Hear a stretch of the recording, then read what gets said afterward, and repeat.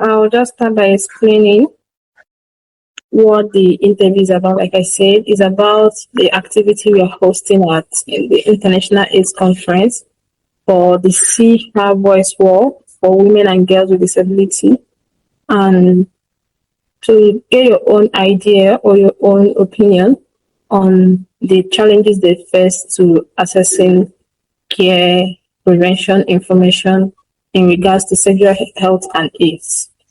So we have your consent to start the interview, right? Yeah. Okay. So now the first question is, what's your country and your age and your occupation as well? Okay. I'm from Nigeria and I'm 30 years old and I'm a physiotherapist. It's nice to have you here. So the Thank first you. question, thank you for having us. So the first question is, can you share any experience you have where you have been excluded from accessing HIV or sexual reproductive health information or services? No, I don't have. I've never experienced such before. Okay. During your time in clinic, have you seen anyone that has experienced such? No. Okay. So the next question is, what has been the biggest challenge that you think people living with disability face when it comes to accessing HIV or sexual information?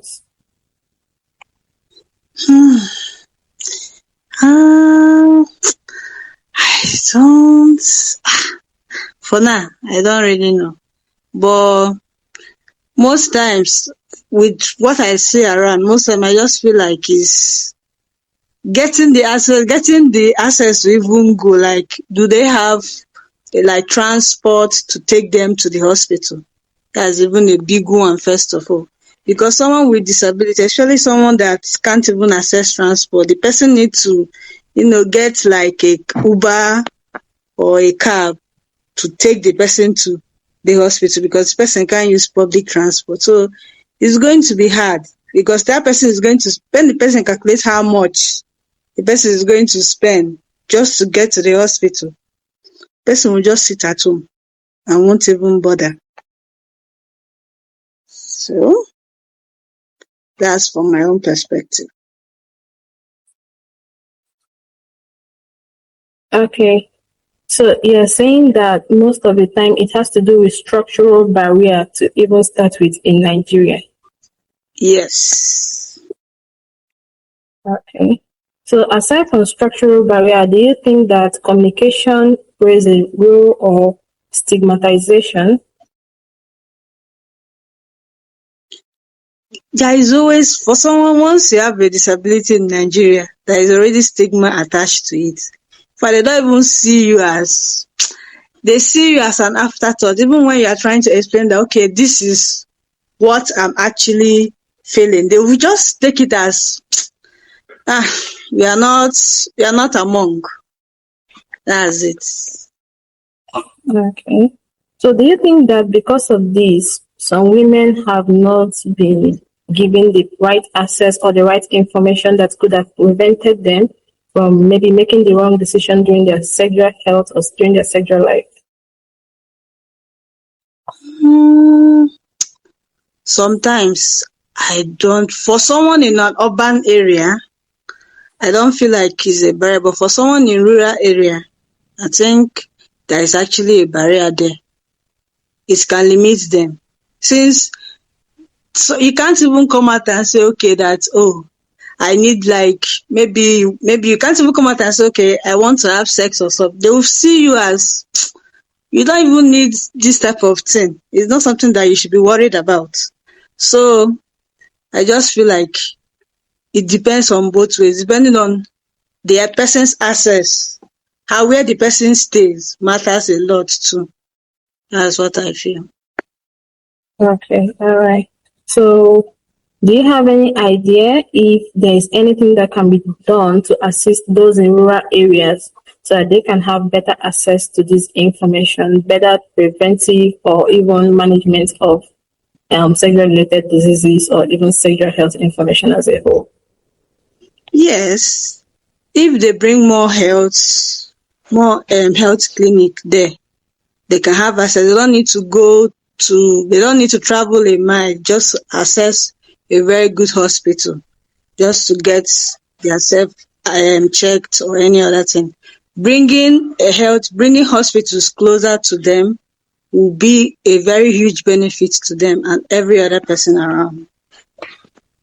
Okay. So even when they bring these more healthcare workers closer to them, do you think that they need better training? Because I think there is this mindset that can affect how they are treated, even when you equip the hospitals close to them. So, do you think there is need for more training, or should there be a program to sensitize people regarding this?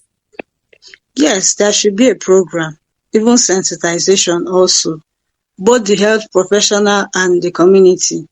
Everybody needs to everybody needs to be educated on what's ahead so that both sides are not lacking in any way. It's better that way. Okay, all right. So, the next question is, if you have the opportunity, that is someone that is already a major voice when it comes to disability rights. If you have the opportunity to change one thing about access to sexual information, HIV care and prevention, what is that thing that you would change? Let me think. It's just it's just for me, I just want someone that will be plain and someone that will just tell me the truth and not try to hide things from me. So communication, that's what I would like a lot. A healthcare professional that will tell you the truth and not be biased because you're a woman or because you have a disability and withhold some information from you. That's not good.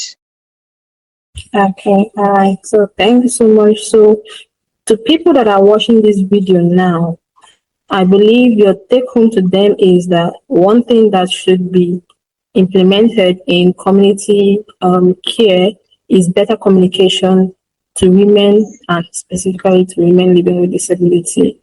So, if you were given the opportunity to implement this, what are the steps you would take? Because it is one thing to say that communication should be improved, and it's another thing to actually do the work. So, how do you think they should do it to ensure that they're trying to make people included and not just exclude them more? That is doing more harm than good. Okay. So first of all, the healthcare professional, or they need to be friendly. That's like the first thing. Let them be friendly so that those people, they can actually come to them and open up to any issue that they have and not shut them out. Then let there be hospitals around so that that person can actually go. Let there be something that they know that, okay, oh, I have an issue, I can easily go to this place. Those two things are more important for me. Okay, all right. Thank you so much for your input. And I believe with this, we'll be able to drive better change in inclusivity for women and girls with disabilities. Okay. Okay, that's all for the question. Do you have anything to ask? Do you have anything to say?